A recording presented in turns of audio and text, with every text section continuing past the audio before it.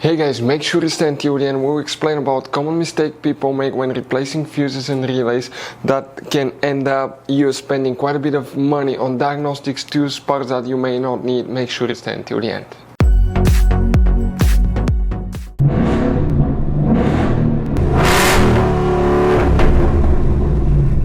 Hey guys, welcome back to Free Car Repair. Thank you guys for watching and subscribing to the channel. Today will be super helpful video to any of you having a Ford Explorer, that generation here from year 2011 to year 2015. If you have one of those, if you need to find where your sunroof, also known as moonroof, fuses and relays are located, where you can find them, where you can buy cheap parts, tools at a good price, quick shipping, that way do not waste money and time, all that guys will be covered absolutely free for your convenience. Please make sure to stay until the end.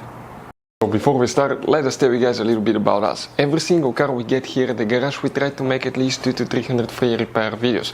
We take them completely apart. We show you how to fix engines, transmissions, engine lights, transmission lights, fuses, relays. Why we do all that, guys? Because our mission in the shop is to save you as much money as we can. All we need in return, please subscribe to the channel, like the video, that way we can keep making these free videos.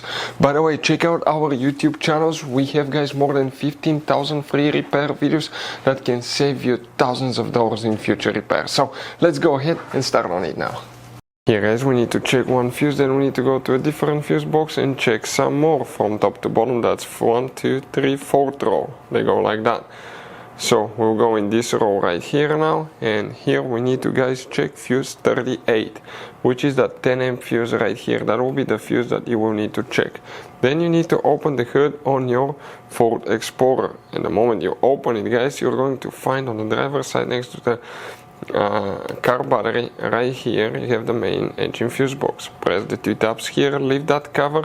This is the main engine fuse box. Here, guys, we need to check another fuse, and that fuse specifically will be fuse number 8. We're talking about this 20 amp fuse right here. What about a relay, guys? You don't have a relay specifically for the sunroof or moonroof. The fuse is the only thing that you need to check.